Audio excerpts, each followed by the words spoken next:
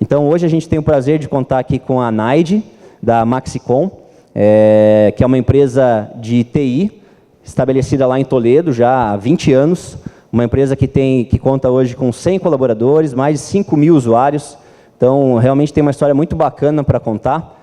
Dentre várias façanhas, eu acho que uma empresa que simplesmente sobrevive 20 anos é uma coisa muito legal. E uma empresa de TI, tocada por uma mulher, acho que também é outra coisa muito legal. A gente não vê isso toda hora, infelizmente. É uma coisa que a gente tem que promover mais. E tem muita coisa bacana na história da Naide. E gostaria de agradecer muito por ela ter topado vir aqui. Peço a ela que suba e se junte a nós aqui. Eu vou começar então, Naide, agradecendo a sua aceitação aí em participar do nosso seminário, tá? E queria que você contasse inicialmente um pouquinho da sua história. Qual que é a história da Naide antes ainda da Maxicom, né? Boa noite, gente. Obrigada, Jadson, pela oportunidade de estar aqui. Não vou esquecer nunca que o Jadson me colocou para falar aqui com vocês depois de uma palestra de um cara da Amazon, tá? Um cara que trouxe robô, que fez lâmpada acender sozinha ali. É verdade. Mas também o público mudou, né? Então boa parte de vocês não estava aqui, ufa. Então vocês vão achar graça na minha história também, com certeza. Eu sou formada em economia, então não sou exatamente da área de sistemas. Eu entrei na área de sistemas porque eu quis, né? Foi uma seleção interna na empresa que eu trabalhava. Eu sou originária de Toledo. Comecei a trabalhar na área de TI, né? Eu brinco, quando isso aqui tudo ainda era mato, né? Então, já faz um certo tempo, mas eu entrei pela área de negócios. Eu não sou desenvolvedora de software, eu não aprendi a programar. Mas a área de TI é bastante grande, tem espaço para administradores, para economistas, para contadores e, inclusive, para desenvolvedores também, né? E eu entrei, então, por esse meio da área de negócios. Sempre gostei de processos, sempre gostei do desafio de mudar, de melhorar processos também. E aí, trabalhando numa empresa grande, na nossa cidade, começou um projeto de reestruturação total da área de TI nessa empresa. Eu fui alocada nesse projeto. Tive que trabalhar em São Paulo durante 2 anos e meio, então de segunda a sexta eu ia a São Paulo. E aí, de repente, começou uma pressão para que eu me mudasse para lá, né? E a gente mora em Toledo, a gente mora em Cascavel, a gente sabe a qualidade de vida que tem aqui só quando compara com um grande centro como São Paulo, né? Só quando a gente está lá é que a gente tem noção do que a gente tem aqui, de como a gente vive bem aqui. E essa história de morar em São Paulo não começou a fazer muito sentido para mim, não era algo que me atraísse.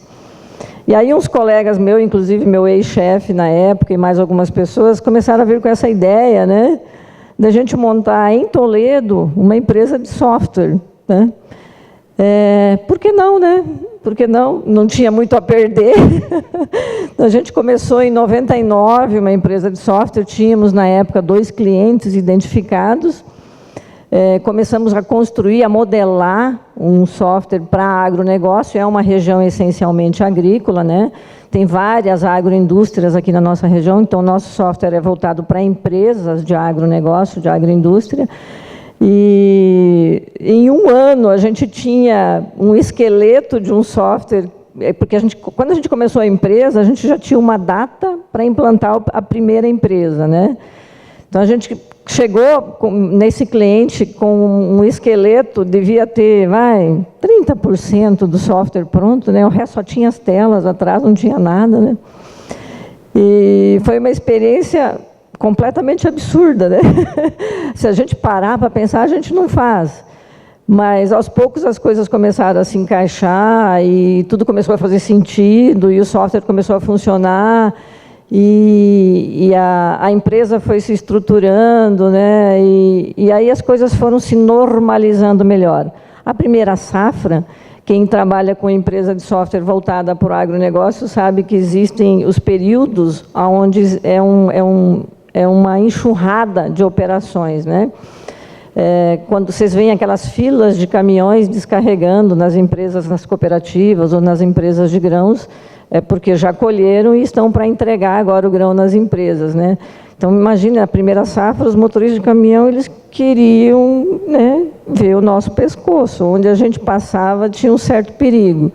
Mas são coisas que ficam para a história, hoje a gente lembra, isso faz parte das nossas brincadeiras, nas nossas festinhas. Tudo isso foi um aprendizado sensacional para nós, já faz 20 anos, mais uma vez, né? O rapaz que esteve aqui antes falando de 19 meses de empresa, né? E a gente com uma empresa há 20 anos no mercado, como o Jadson falou, o Brasil tem um histórico de nascimento e mortalidade de empresas considerável, né? A gente empreende muito mais, às vezes, por necessidade do que por preparo, do que por empreendedorismo nato. Então, é sim um privilégio a gente ter aqui na nossa região uma empresa fazendo 20 anos, a gente tem 100 colaboradores, nós temos clientes pelo Brasil inteiro, nós atendemos um mercado de médias e grandes empresas, para a nossa região, médias e grandes empresas. Então, todo estado que produz grão, nós temos clientes lá. Então, é uma trajetória extremamente vitoriosa. Por outro lado também, né, Jadson, a gente sabe que o que nos trouxe até aqui não é o que vai nos levar para frente, né?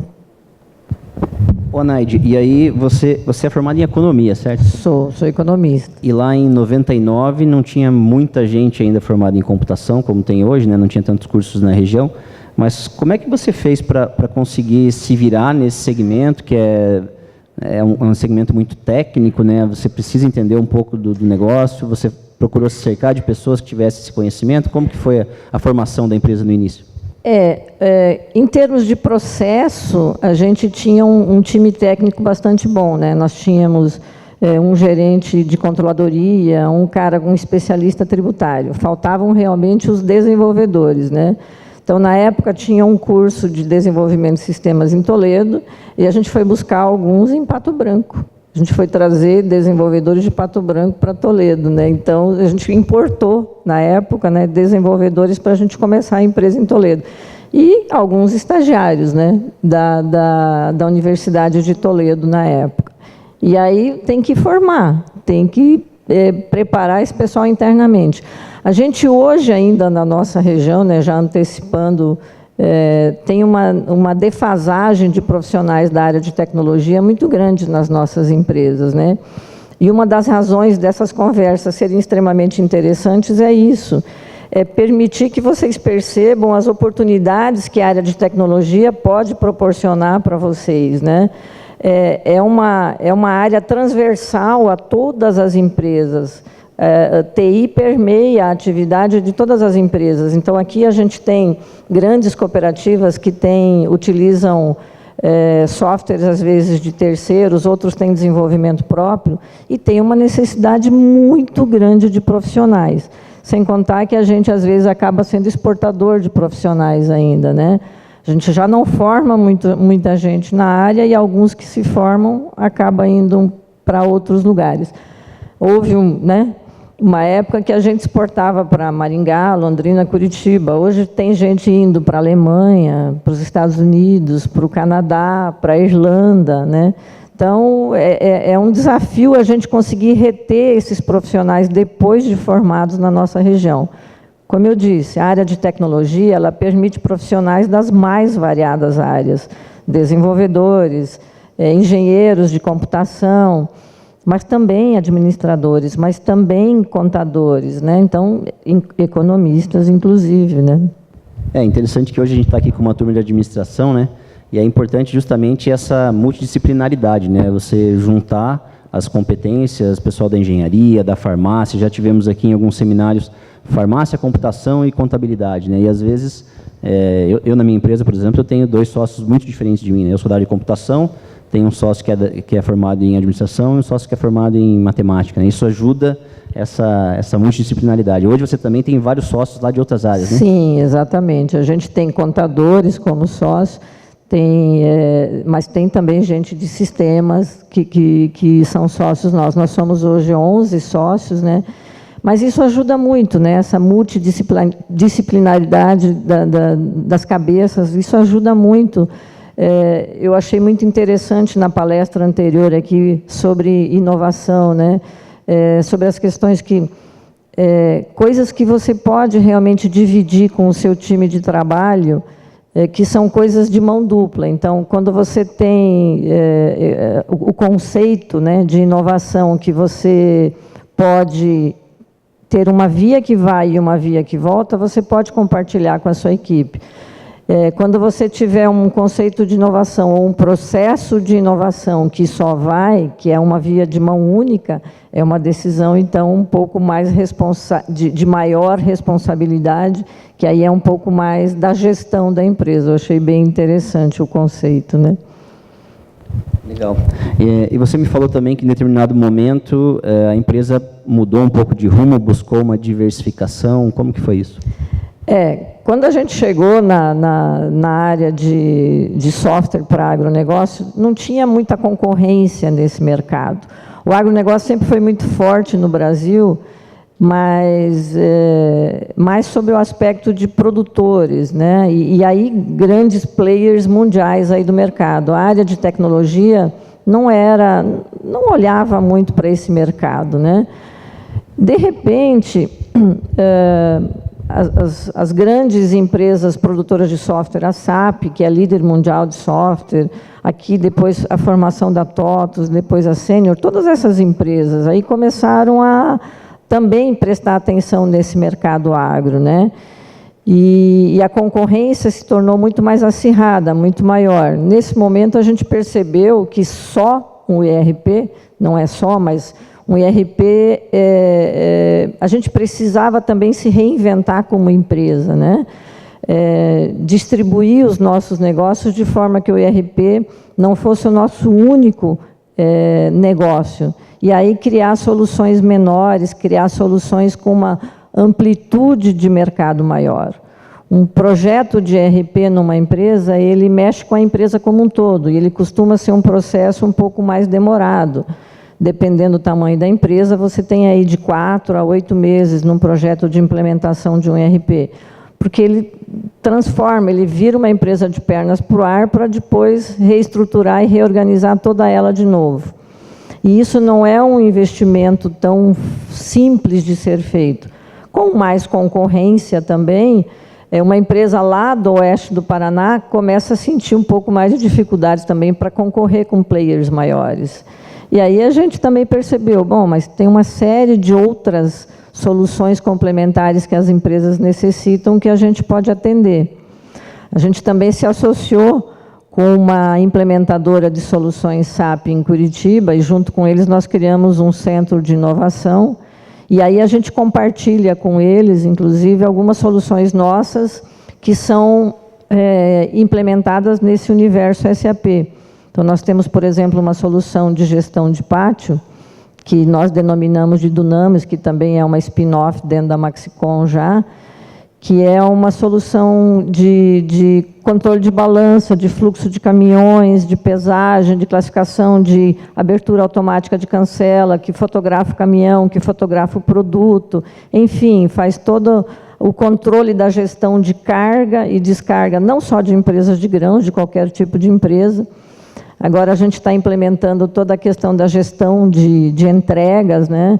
Então, a empresa faz a programação de cargas e descargas via internet, o cliente, o transportador, se cadastra para carregar, para pegar essas cargas, e toda essa logística, todo esse planejamento dentro desse software aí. E aí são soluções que a gente percebe que elas têm uma amplitude maior, porque nesse caso não são só para a agroindústria. E outras soluções aí também, Jadson. Você mencionou aí uma spin-off, né? A spin-off é essa de logística, né? Isso. Só para quem não é muito da área, né? Então, o software de ERP é o software que faz toda a gestão financeira da empresa, contas a pagar, contas a receber, né? E já o software de logística que controla todo o transporte, né? Ele faz essa gestão desde um caminhão que chega, por exemplo, né? Um caminhão que chega numa empresa para descarregar.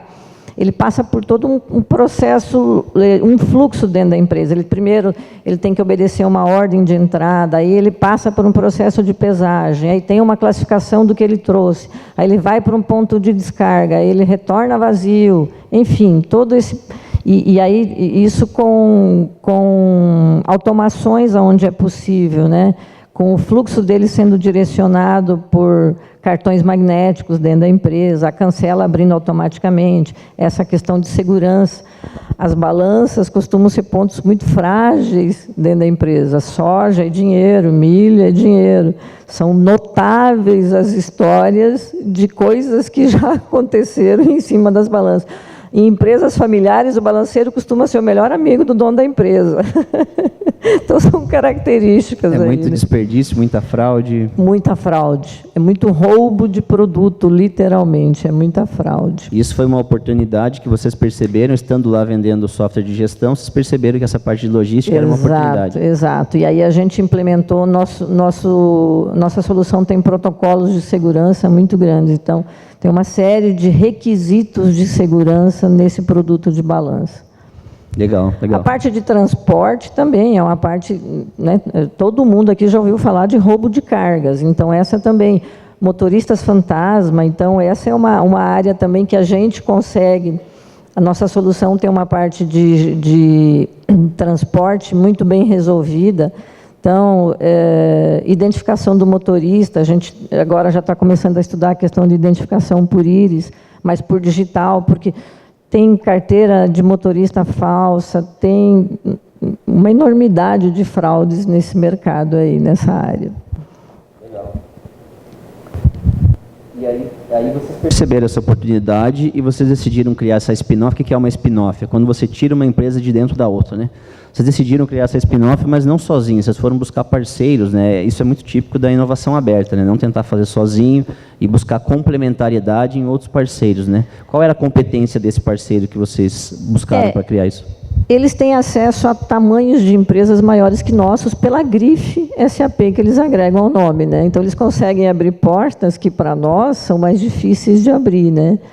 E aí, à medida que a gente foi amadurecendo nessa nossa relação com eles, é que juntos, nós somos sócios dessa empresa, né, dessa implementadora SAP, e aí, juntos a gente criou um centro de inovação, que por enquanto está em Curitiba, né, mas a gente tem uma série de ações que acontecem localmente aqui também. Então, a gente tem, por exemplo, hoje, uma granja modelo aqui em Palotina, com equipamentos de inteligência artificial, fazendo toda a gestão de uma granja praticamente de forma autônoma, né? Uma granja de aves praticamente autônoma. O dono, nessa granja modelo, não precisa nem aparecer lá. Então, aquilo que a gente estava conversando antes também, que o Vinícius também estava falando sobre meteorologia, de capturar dados do ambiente e transmitir, né? Então, a gente ainda enfrenta, como também foi falado,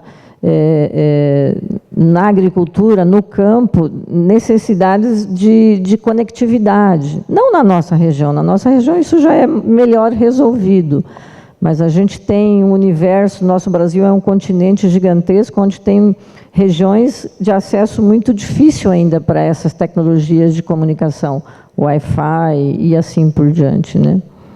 E aí vocês tiveram que colocar elementos de hardware também. Vocês eram essencialmente uma empresa de software, certo? Sim. E aí essa parte, a competência do hardware veio do parceiro? Veio de parceiro,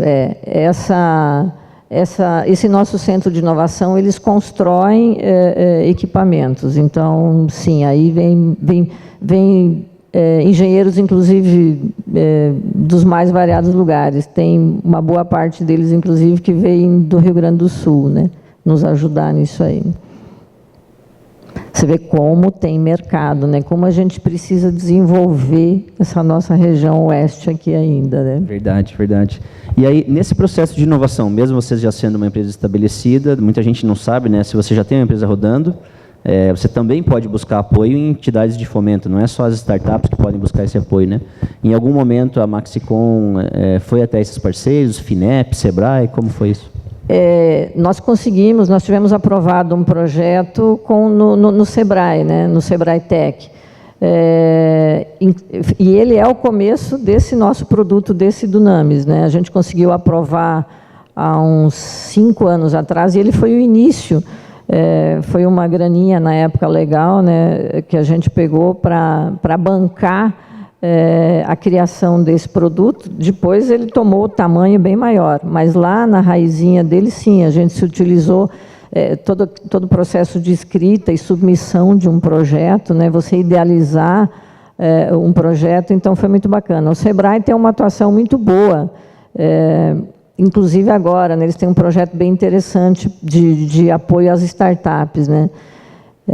Na profissionalização das empresas de TI da região, o Sebrae também tem uma atuação muito forte, muito boa, né? Nós acabamos de passar por um processo de certificação, tipo uma ISO 9000, né, para empresas. As empresas de software também têm um processo de certificação interno. E isso é, de certa forma, patrocinado pelo Sebrae aqui na nossa região, né?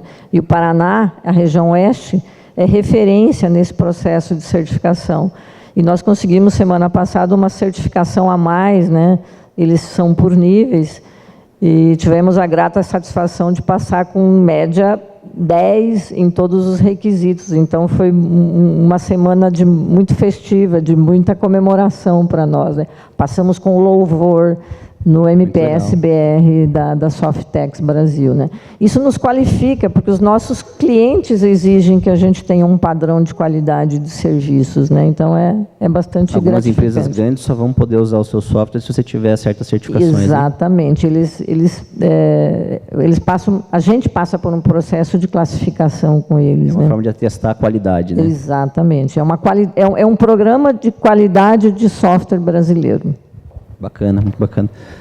Anaide, você me falava também do lado humano, né, da tecnologia, não só da técnica, né? Como que é? Qual a importância disso para a Maxicom?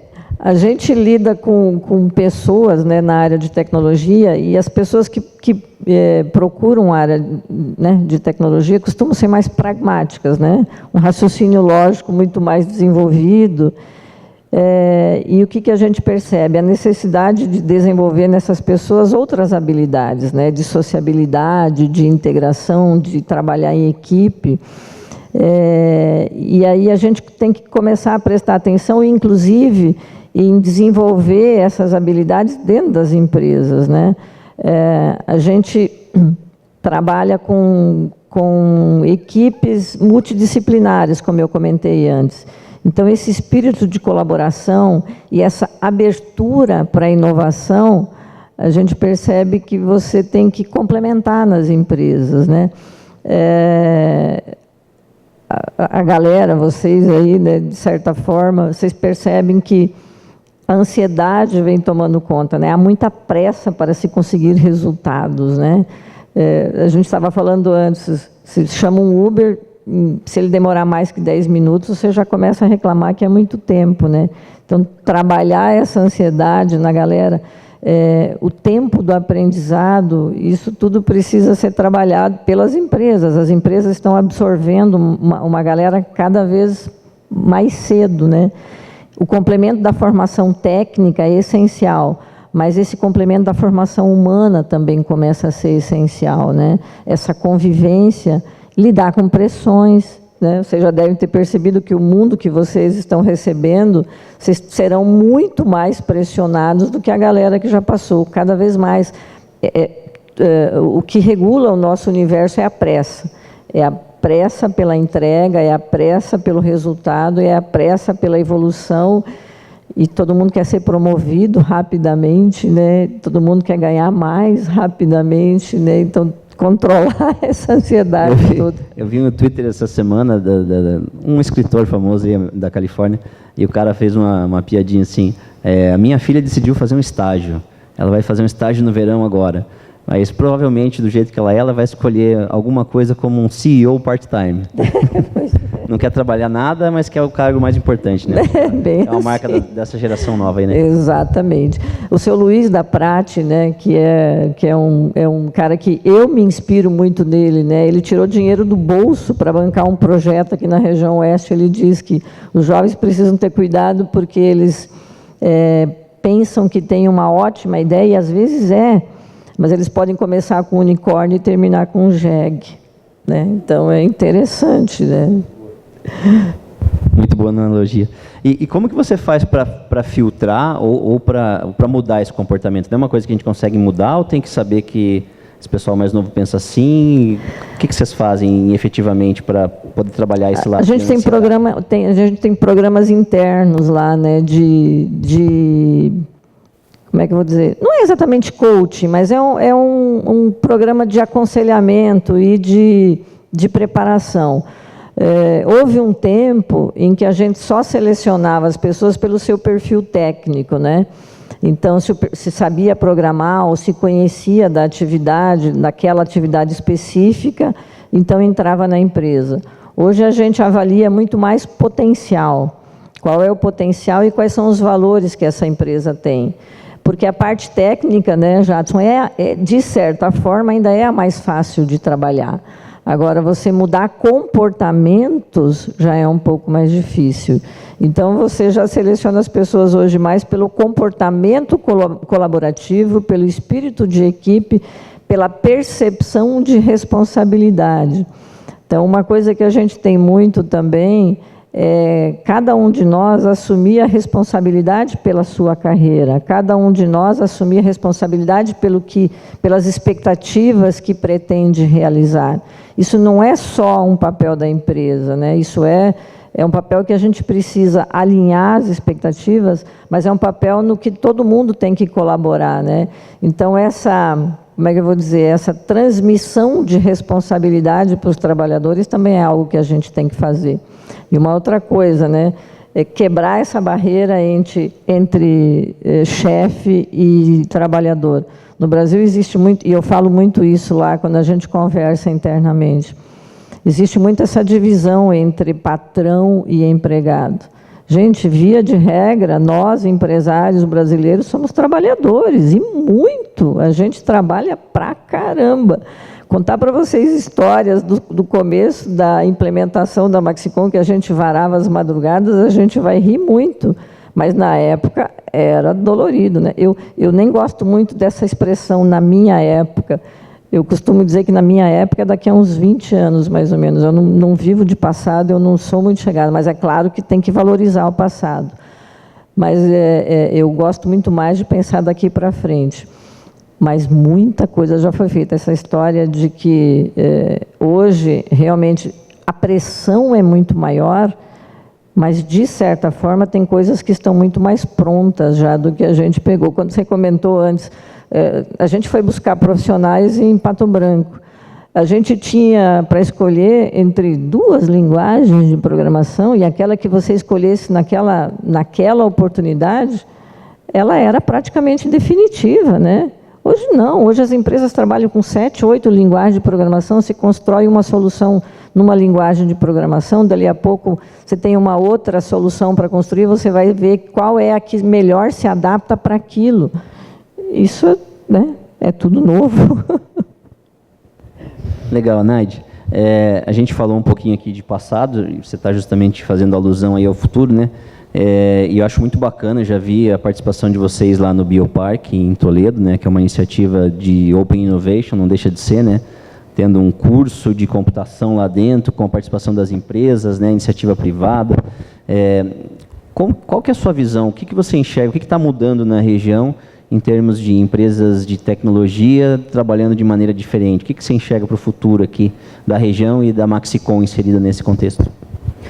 Olha, eu percebo que a gente nunca teve um momento tão propício para a tecnologia, para a inovação na nossa região. Nunca. Nunca se falou tanto, nunca a gente teve tantos atores participando desse movimento.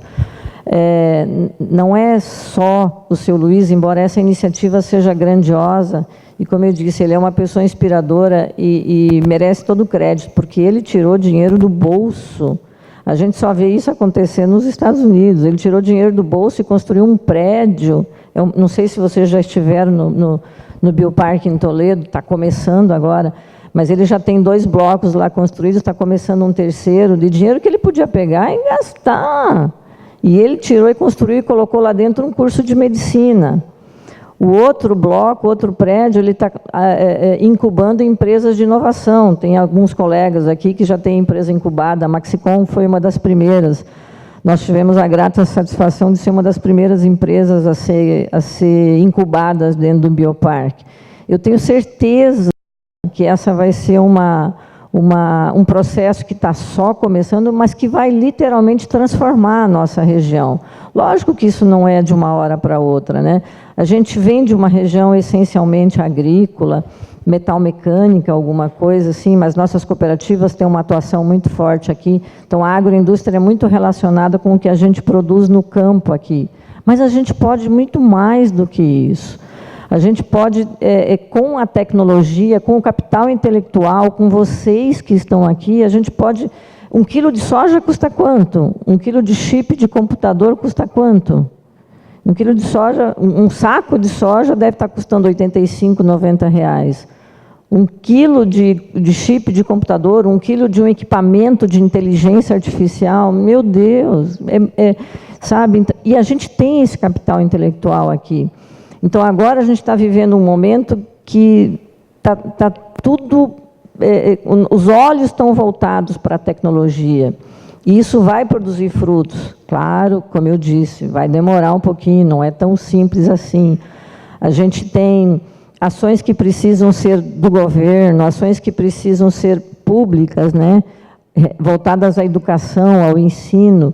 A gente precisa, por exemplo, que as aulas de programação comecem no ensino fundamental. A gente precisa desmistificar isso. Aula de robótica para criança. O Bioparque já tem dessas iniciativas lá. Tem escolas particulares que já têm dessas iniciativas. Mas eu tenho certeza que a gente tem aqui capital intelectual para transformar essa região e que o PIB da área de informática também possa atingir níveis, por que não, né? É para sonhar grande, por que não maiores que o PIB do agronegócio da nossa região. A gente tem modelos no Brasil onde isso aconteceu. Demorou 30 anos? Demorou. 30 anos, gente, passam rápido. A gente tem o exemplo de Florianópolis. Não vão embora para Florianópolis, pelo amor de Deus, lá não cabe mais ninguém, fiquem por aqui. Mas Florianópolis fez isso. Começou há 25 anos atrás, só que lá quem começou foi a iniciativa pública. Aqui, privada, desculpa, foi o governo da cidade que começou. Pública, estou confundindo tudo. Aqui a gente tem uma iniciativa de um empresário em Toledo, mas estão havendo ações regionais também. Então, Florianópolis começou um movimento que não davam muita importância lá. Hoje, o PIB da tecnologia em Florianópolis é maior que o de turismo. É maior que o de turismo. Por que a gente não pode, aqui na nossa região, ter não que a gente vá diminuir a importância do agronegócio de jeito nenhum, mas a gente pode agregar muito mais valor ao nosso trabalho. A gente pode agregar muito mais conhecimento e inteligência ao nosso trabalho. E esse trabalho, ele tem um valor, nossa, ele não tem fronteiras. Exportar software não tem fronteiras. Então, a gente, agora, por essas entidades do Sistema Regional de Inovação, não sei se vocês já ouviram falar do Sistema Regional de Inovação, essas iniciativas que tem em cada município de nossa região, juntos, a gente conscientizar prefeitos, governos, mesmo no governo do Estado, a gente está num momento também agora muito favorável. A gente tem o Alan Costa agora na Celepar, ele é um cara que respira tecnologia. Então, por isso que eu digo, é um momento muito favorável, mas a gente precisa fazer isso gerar frutos, né? Então, nós estamos aprovando nos nossos municípios as leis de inovação, que também dão incentivos para os empreendedores que desejam iniciar uma empresa na área de tecnologia. A gente precisa agora que esses prefeitos também percebam a necessidade, como eu disse, da gente começar com as aulas de programação no ensino fundamental. Nós já estamos atrasados. A Coreia do Sul já faz isso há muito tempo, né? Os Estados Unidos já começaram com isso há muito tempo. Mas também tem iniciativas que a gente pode tomar sem esperar que os governos façam a parte deles. Tem iniciativas que nós podemos tomar. Começar a prestar atenção a esses movimentos, ao que está acontecendo. Já no ensino médio, quais são as profissões que irão dominar aí? A gente tem percebido, inclusive, que cursos de raciocínio lógico têm tido menos procura nas universidades, porque dão mais trabalho, né? Tem que fazer cálculo, né? E a gente precisa desmistificar isso tudo. Então, é um trabalho insano, mas eu acredito muito na nossa região, eu tenho certeza que a gente vai, sim, conseguir transformar isso aqui. como disse o nosso palestrante anterior da AWS, né, hoje, em qualquer área que você esteja trabalhando, conhecer de computação, da parte do que a computação pode fazer por você, né, especificamente a inteligência artificial, é um requisito mínimo, né? Então, eu sou da área de educação, né, talvez vocês não tenham ouvido muito falar disso, mas a robótica, né, não é só robótica, né, tem robótica e tem uma coisa que eles chamam pensamento computacional, né? Então, hoje, o pensamento computacional é você entender a lógica por trás de uma máquina, como que ela funciona, porque ninguém vai operar sem uma máquina, todo mundo, sempre um homem realizando a mesma tarefa que um outro homem, um com uma máquina e outro sem a máquina, o com a máquina vai ser melhor, né? Então, é uma tecnologia que vai estar aplicada em todas as áreas de negócio. Nos Estados Unidos, não estou falando nem no Brasil, nos Estados Unidos, 35% dos diagnósticos médicos estão errados. 35%. Né? Se você pegar isso, há 2 anos já que o Watson, da IBM, mostrou um case onde uma junta de 10 médicos demora mais tempo e erra mais do que um computador fazendo diagnóstico em linguagem falada. Então, não tem como você contestar isso, né? Se nessas áreas tão importantes você já tem cases tão evidentes que o uso da máquina é necessário, né? Por que não vai chegar na sua padaria? Por que não vai chegar na sua cafeteria? Por que não vai chegar na sua escola, na sua fábrica de software? Então, é uma tendência que não tem muito como negar, né? A gente pode participar ou não, mas que ela vai chegar aí na gente, vai chegar. É isso aí, participar ou não. Ou fica de fora e, né, não sei bem no que essas pessoas vão trabalhar. E vejam, né, a gente está num país que tem um nível de desemprego absurdo e tem na área de TI, nós devemos ter, no mínimo no Brasil, umas 300 mil vagas em aberto. E tem profissões na área de TI que nem foram criadas ainda, né? A gente nem tem como procurar o profissional, porque ele não existe no nosso país, né? A gente tem profissões surgindo a toda hora e não adianta nem procurar, porque não vai achar profissional para essa área. Então, é um universo imenso, usando de novo, né, o exemplo do Vinícius da palestra. As geladeiras já estão ficando inteligentes, né? Elas já estão vendo o que você tem armazenado lá dentro, né? Aquele filminho daquele mercado totalmente automatizado, né? Não sei se vocês já viram, né? Sensacional. Go. Amazon Go. Isso, sensacional. Por que não colocar um daqui a pouco no Bioparque, né? Eu já comentei isso com o Renato. Eu estava falando, o Renato do IFPR, né, o Instituto Federal, a gente também começou com eles, então a gente foi voltando, né? A gente já está com dificuldade de encontrar profissionais de cursos superiores na área de sistemas. Então, através do Bioparque, a gente instituiu lá um curso pós-médio da área de programação. Então, é um curso rápido de 1 ano e meio, especificamente para programação. Nós ajudamos, a Maxicom e a Junsoft ajudaram a formar a grade curricular. Eles fizeram uma seleção e as aulas começaram agora esse ano.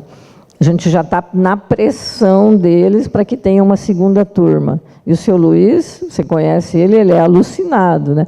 Aliás, os 30 computadores, as 30 mesas, as 30 cadeiras e o servidor saíram do bolso do seu Luiz. Faltava 15 dias para começar as aulas. O IFPR não tinha conseguido material. O Renato Anaide, nós praticamente sequestramos o reitor do IFPR Curitiba, num evento que ele veio aqui em Cascavel, nós sequestramos ele, levamos para Toledo, para conseguir liberação para começar o curso. Ufa, conseguimos a liberação para começar o curso. Está aí agora os equipamentos. Não sei, vamos ter que dar um jeito, vamos ter que dar um jeito, vamos ter que dar um jeito. Vai no PTI, vai para lá, vai para cá. O seu Luiz falou, quanto que vai dar isso aí? Naquela reunião que você estava, né? O Renato tirou o orçamento do bolso, vai dar tanto. Não, Rúbia, compra. Assim. Então, é sensacional. A gente tem que tirar o chapéu para um cara desse, pelo amor de Deus. Aqui, né? E tem mais empresários assim, né? A gente precisava de mais uns 15, né?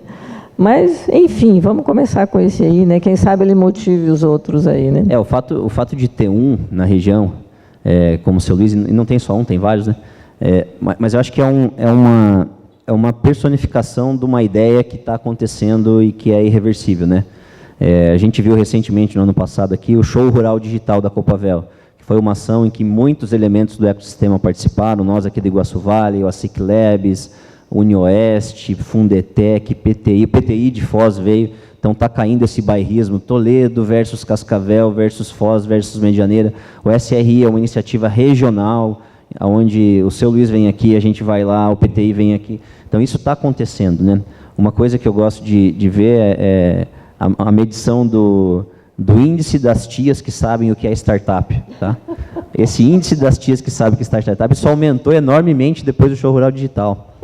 Há um tempo atrás, você conversava com uma pessoa que nada a ver na área de tecnologia, você falava a palavra startup, o que é isso? Né? Hoje isso não causa mais estranheza a ninguém. Né? Então, faça esse teste, pergunte para sua tia o que é uma startup, você vai ver que ela sabe.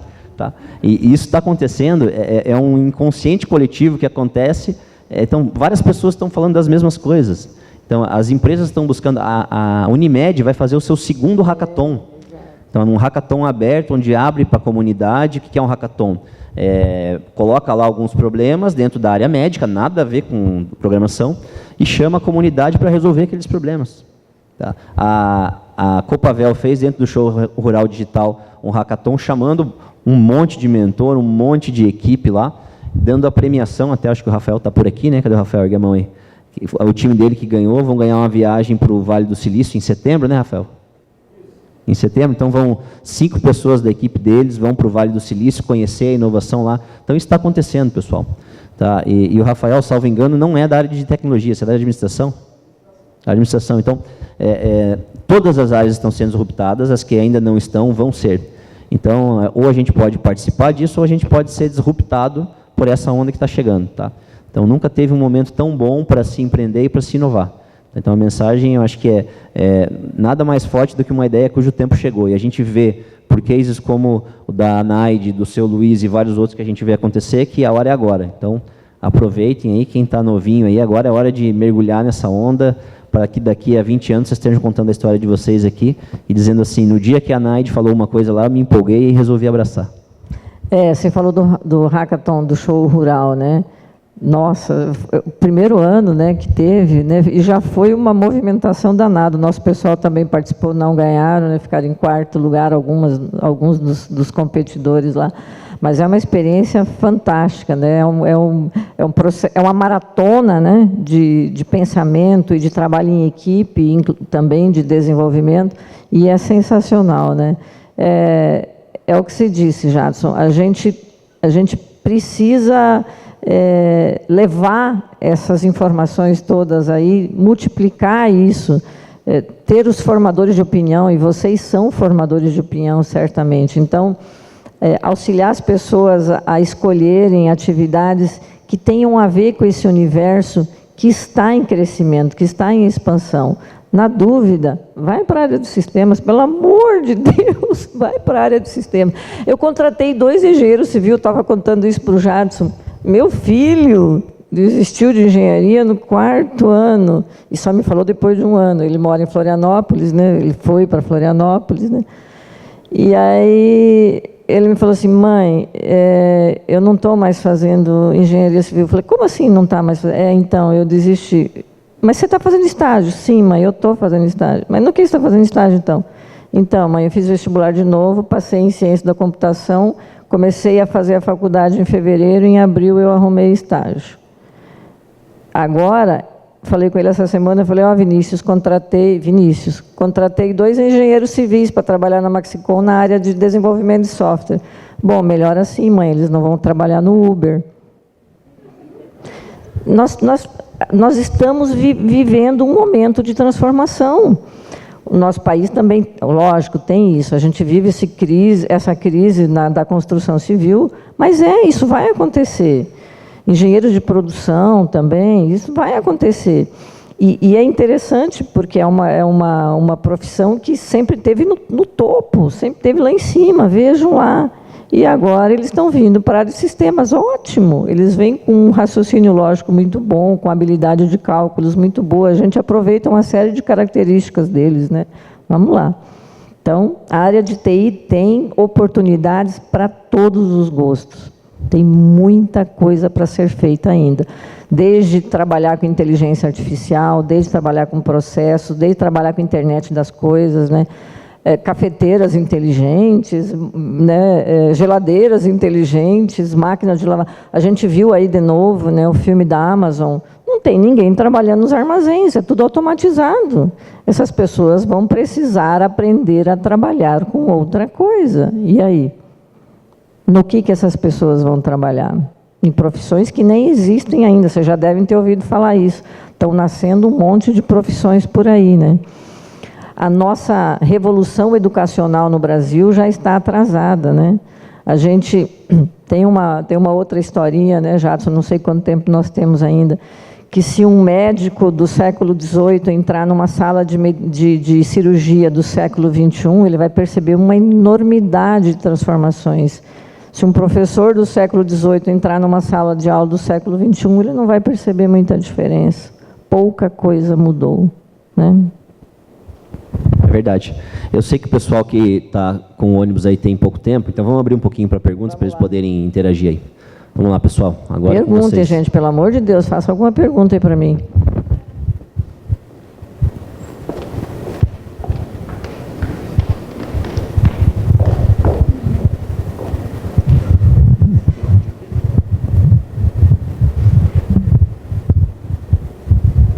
Oi, tudo bom? Boa noite. Eu gostaria de perguntar, a empresa é na área do agronegócio, correto?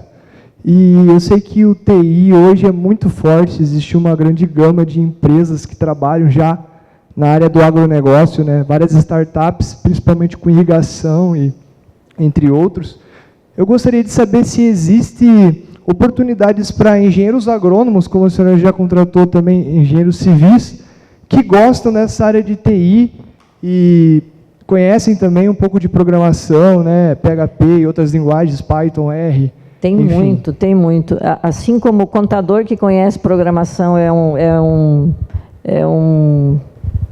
uma mosca verde no mercado, engenheiro agrônomo que sabe programar, veterinário que sabe programar, é muito interessante, é extremamente importante, porque é um cara que já conhece toda a teoria do agro, né? E aliar esse conhecimento dele de programação com profissionais, com engenheiros gráficos, com engenheiros de computação para soluções para o agronegócio, é a melhor coisa que tem. O polo do agronegócio, de plantio, de irrigação, de controle de pragas, vem se desenvolvendo muito no nosso país também. Então, sim, tem muito... E tem startup nascendo. Nós também temos aqui na nossa região em Palotina, né, uma startup desse segmento aí, né? E tem oportunidade ainda para startups nesse mercado. A questão de sanidade, né? Trabalhar com os dados de aviários e de granjas de suínos, a piscicultura é uma área ainda que tem muita coisa para fazer em questão de tecnologia, de monitoramento, tem muita coisa ainda para ser feita. Então, tem mercado para engenheiro de pesca, para engenheiro agrônomo, para médico veterinário, tem muito. Trabalhando em conjunto com as equipes de software de sistema aí. Mais perguntas aí, pessoal?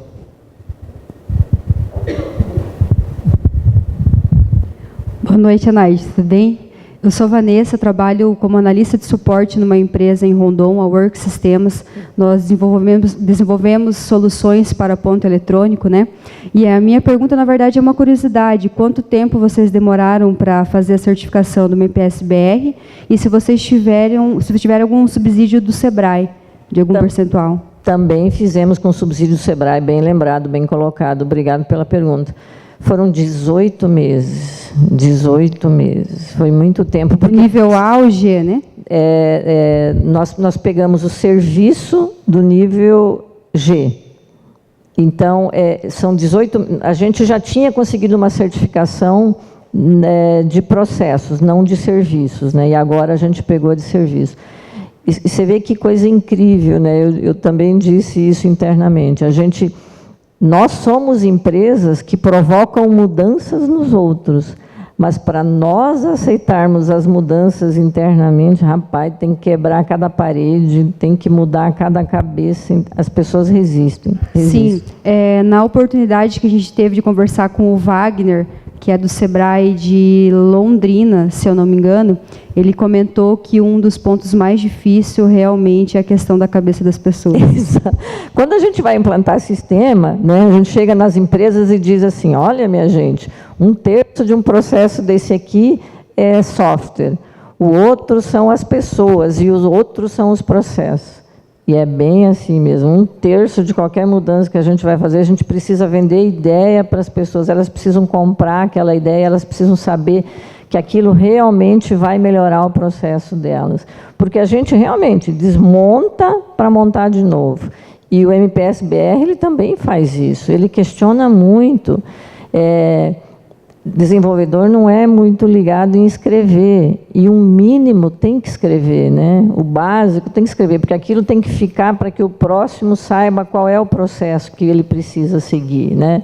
Então, não é fácil, são 18 meses. Então, sim, o investimento do SEBRAE é bacana, é importante, os profissionais que eles mandam para a gente também são sensacionais, com conhecimento muito bom da área, então é bagunça, cansa, mas vale a pena, vale a pena. Pessoal, tem bastante gente que tem que sair agora, só queria pedir para a Naide deixar uma última mensagem aí para esse pessoal que está entrando no mercado de trabalho aí. Vocês são, a maioria de vocês, de administração, então, é isso? Gente, o mercado brasileiro para profissionais não está, né, não tá muito fácil, não está muito bom. Mas tem oportunidade, né? Às vezes só dá um pouco mais de trabalho, né? Vocês precisarão ser um pouco mais perseverantes, né? Precisarão procurar um pouco mais, talvez se preparar um pouco mais, se abrir um pouco mais para as oportunidades, né? Elas existem. A gente tem uma dificuldade muito grande hoje com a desesperança de muita gente sem experiência, né? Mas a oportunidade está aí, sim. Nós somos empreendedores natos aqui no Brasil, como o Jadson também falou. Empreender também é um processo de aprendizado sensacional. A gente passa por transformações diárias, eu diria. Tem momentos, né, que você quer desistir de tudo, de repente você ressurge das cinzas e se enche de energia. Empreendam também. Trabalhem nas empresas também, tenham a capacidade de contribuir, trabalhar em equipe também é extremamente necessário, né? A gente não consegue fazer mais nada sozinhos aí. Força para você. Que ano que vocês são? Primeiro? Faltam 2 ou 3? 3 ainda. Não, vai passar.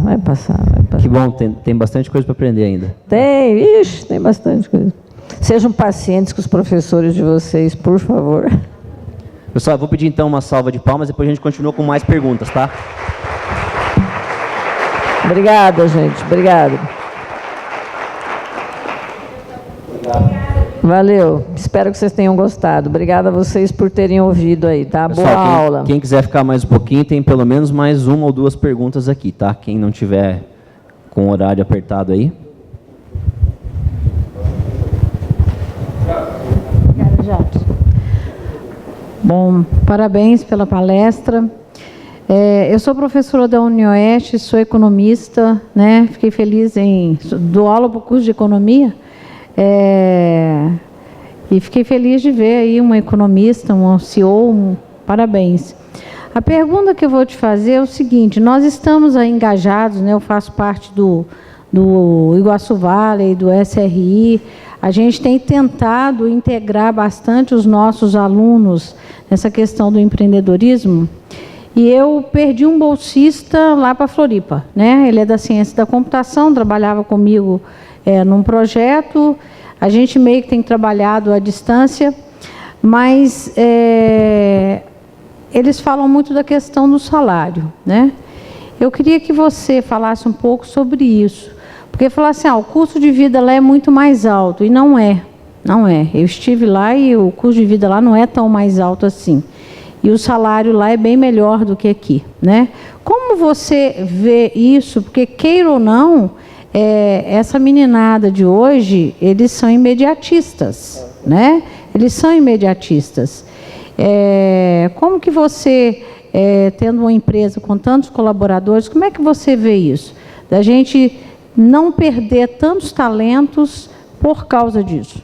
Assim, uma parte... Como é que é seu nome? Desculpa. Piedade. Uma parte disso, Piedade, que eu acho que tem a ver também com a necessidade de profissionais que esses grandes centros têm. Eles precisam ter algo a mais para atrair esses profissionais para lá. A gente aqui no interior do Paraná tem uma certa dificuldade também em colocar valor nos nossos produtos para os nossos clientes. Eles não valorizam tanto uma empresa do oeste do Paraná quanto valorizam uma empresa lá de São Paulo ou de Florianópolis. Então, tem isso. Eu te garanto, Piedade, que as empresas têm subido gradativamente, sim, esse valor aqui. E nós só não pagamos mais porque nós não conseguimos pagar mais do que a gente paga hoje. E talvez o que a gente também tenha que fazer é essa inflexão de trabalhar em segmentos de mercado que tenham maior valor agregado. ERP também, como eu disse, a gente também já está buscando esse ponto de inflexão e já está com várias soluções complementares aí. Porque esse mercado de ERP, ele está muito dominado por grandes players e aí eles jogam o valor para baixo, meio que dominam o mercado e jogam o valor para baixo, porque eles ganham em escala. Cá entre nós, eles não têm a mesma qualidade de entrega que a gente tem. É aquele produto meio engessado, é você que tem que se adaptar ao processo dele, e não a empresa, eventualmente, fazer algumas customizações para ela. Nós, durante muito tempo, nos consideramos uma boutique de software. A gente chega numa empresa e vê quais são as suas necessidades. Então, a gente vai construir. A mesma coisa que nos alavanca é o que nos trava, porque aí a gente não para nunca de mexer. Um SAP da vida tem a mesma versão, eu estou fazendo propaganda demais para eles, mas eles têm a mesma versão de software há muito tempo. E eles são muito grandes, é meio que de cima para baixo. E aí as consultorias, as grandes consultorias e as grandes empresas de auditoria que nós temos no Brasil, elas, entre aspas, recomendam esse software que elas já conhecem para fazer auditoria. Então, é meio que uma venda em série. E os nossos produtos não, eles são mais customizados e eles são, por isso que eu te disse, o que nos alavanca também é o que nos trava, porque aí a gente precisa de mais pessoas para fazer a implementação, precisa de mais pessoas para fazer a customização, e o valor que a gente recebe por esse serviço não é o mesmo que um profissional da SAP, ele consegue uma taxa aí de R$180 a hora. A gente não consegue cobrar R$130 a hora de um cliente nosso. Não é que os empresários estão ganhando muito dinheiro, não. É que o mercado é cruel. Cruel. Boa noite, Anaide. Sou Márcio de Toledo. Sério, Márcio? Vamos lá. Bom, a minha pergunta, basicamente, você já abordou agora no final aí, mas eu vou fazer ela da mesma forma. Existe uma tendência aí mundial aí de entregar software como serviço, né? E coisas que a gente não imaginava há um tempo atrás vem acontecendo. Grandes players como a própria SAP está entregando aí o SAP Business On, inclusive com teste gratuito e tal. Isso impacta muito nós menores, né? Eu falo pela minha empresa. Como é que a Maxicom vê esse mercado? E existe algum pensamento da Maxicom de mudar o modelo de negócio e passar a entregar como serviço, algo mais empacotado, sem muita personalização e tudo mais? Então, o nosso ERP já está como serviço, né? Ele já está na nuvem também. A gente também tem um projeto para construir uma solução, sim, um pouco mais empacotada para a gente conseguir ganhar também em volume, né? Então, são alternativas que a gente vem se adaptando a esse mercado. O mercado onde a gente atua hoje, esse mais tradicional de médias e grandes empresas, esse é difícil não customizar. Até porque, como nós estamos num país continental, a forma de se comercializar grãos no sul do Brasil é diferente do centro-oeste, é diferente do norte. Então, a gente não consegue ter uma solução única. Mas uma outra solução e outra coisa que a gente nem falou aqui, no Brasil, as amarras fiscais que um ERP tem que ter são gigantes. A gente tem que ter equipes internas só trabalhando para atender o governo. Então, você construir uma solução que seja mais gerencial do que fiscal também é uma alternativa que a gente vem costurando aí, né? E como eu disse, ganhar em escala, ganhar em volume, com menos customização. Mas não no ERP tradicional, não no ERP padrão. Esse deve continuar dessa mesma forma aí. Então, é diversificar a nossa cesta de produtos. Mais perguntas aí, pessoal?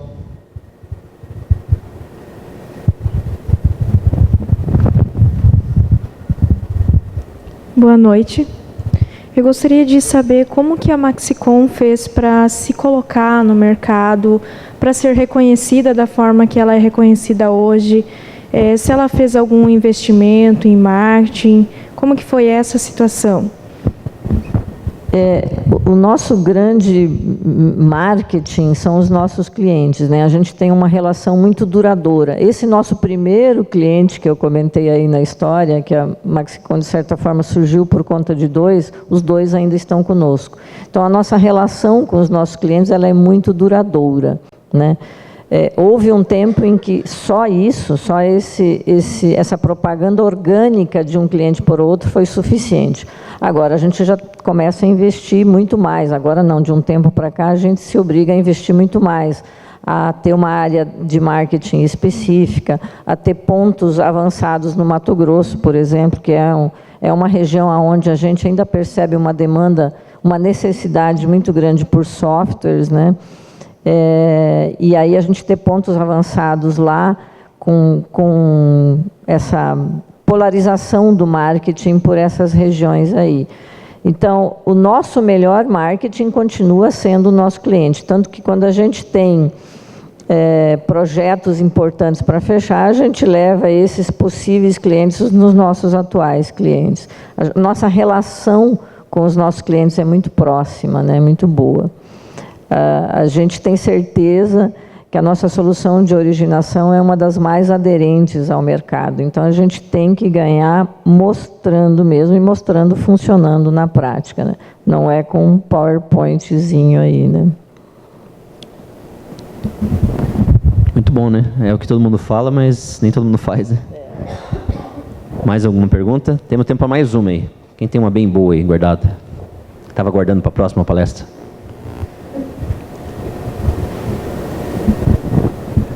Ninguém?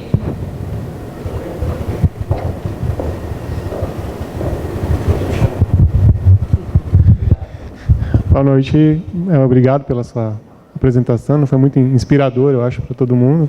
Eu, como professor, sou o professor Luiz da computação na UniOeste, e acabamos de criar um programa de pós-graduação, lá, mestrado na área de computação, e a gente percebe na fala que você já falou, né, já disse, que a ansiedade da molecada, né, tem alguns representantes aqui do curso, a gente percebe essa ansiedade cada vez maior, né? Então o aluno entra, ele quer já aprender rápido, ele quer fazer tudo muito rápido, ele quer sair de lá já trabalhando, já quer um estágio, já quer tudo mais, né? E acaba no final tendo uma evasão muito grande, né, dos cursos. E você falou que vocês tratam isso de alguma forma dentro da empresa. Você teria algumas dicas assim, para a gente poder tentar trazer alguma dessas experiências para dentro da universidade, né? Fazer algum tipo de ação com os alunos e tal? Eu acho que as universidades realmente têm que começar a colocar esse profissional de, sei lá, quer seja de psicologia, quer seja de relações humanas, quer seja de coaching, precisa começar a colocar esse profissional junto dos profissionais, dos alunos dessas turmas. Precisa colocar. É necessário, porque a gente fez uma experiência, nós pegamos desses alunos do pós-médio, do Bioparque, nós selecionamos 5 deles para dar um curso rápido e direcionado também de programação. Foram, né, isso aconteceu já. 8 horas por dia, durante 5 dias específico numa linguagem de programação dentro da Maxicom. Antes da gente começar o curso de programação, a gente teve 3 dias com eles de imersão nesses processos de controle emocional, de inteligência emocional, de habilidade de relacionamento, e isso fez toda a diferença para eles. Isso foi muito bom. Então, sim, o curso é técnico, mas são pessoas, e elas estão cada vez mais ansiosas. Então, a gente não dá mais para não tratar isso. A gente precisa começar a abrir um pouco essas disciplinas aí. Precisa começar a mostrar de que forma que eles podem controlar e de que forma que eles podem focar essa ansiedade. Né, é bom, né, você ter essas perspectivas, mas elas precisam ser administradas, né? Então, a minha recomendação é: coloquem profissionais da área de humanas junto aí com eles aí. Pessoal, eu queria agradecer muito a Naide aí por ter aceitado o nosso convite e contado essa história tão bonita aí, né? Muito inspirador. Alguém da área da economia, que não é da área da TI, entrar na área da TI, sendo mulher, tendo que sofrer algum outro preconceitozinho que a gente sabe que tem na área, né? Sofre, né? As mulheres são mais interrompidas quando tem numa mesa de homem. A gente vai lá em São Paulo apresentar software para os bambambam, mesa só tem homem. A gente quase não consegue falar, às vezes tem que falar mais alto, né? A gente sabe das coisas que a gente passa, mas, enfim, isso faz parte, a gente se fortalece e vai em frente, né? Não é tão comum, mas vai se tornar cada vez mais comum a gente ter mulheres na área de TI. Temos aí Estrelas Além do Tempo, que ajudaram a levar o homem à Lua, né? Temos tantas mulheres inspiradoras na área de tecnologia aí. E a gente vai mudar isso, né? A gente vai reverter esse quadro aí. Até porque nós já somos maioria nas universidades, né? Então, para a gente chegar nas empresas é a questão de tempo aí também. Mas isso também sem demérito nenhum, tá? Isso que não é um discurso anti os homens, né? A gente precisa mais trabalhar juntos mesmo, né? Não tem jeito. Tem espaço para todo mundo. E como tem espaço. Eu falo muito, Jadson, não deixo falar que eu não paro mais. Não, acho que foi na medida aí, foi muito instrutivo. Tenho certeza que uma ou outra cabecinha aí você conseguiu tocar e inspirar gente que daqui a um tempo vai estar com a sua empresa aí, homem ou mulher, mas com 100, 200 colaboradores, gerando riqueza e melhorando a nossa realidade. Jadson, não tem problema se quiser montar uma empresa de agronegócio, inclusive, tá? Essa questão da concorrência... A concorrência em Toledo e Cascavel serviu para quê? Para a gente não ter aeroporto regional. Pelo amor de Deus, não vamos cometer a mesma besteira que os políticos fizeram, né? Não tem problema. Esse ecossistema só vai se retroalimentar se a gente tiver mais empresas de TI por aqui. Isso vai favorecer todos nós sairemos ganhando com isso. E a gente vê muito no discurso do seu Luiz, né, como ele sendo da área de farmácia, bioquímica, entendeu o quanto a tecnologia era importante, que botou 2 cursos de tecnologia lá dentro, 2 universidades diferentes se unindo para botar um curso de computação no meio de um bioparque que é para ser da área de ciências biológicas, né? Exato, ele nem tinha esse plano inicial, né? Era para ser um bioparque de ciências, né?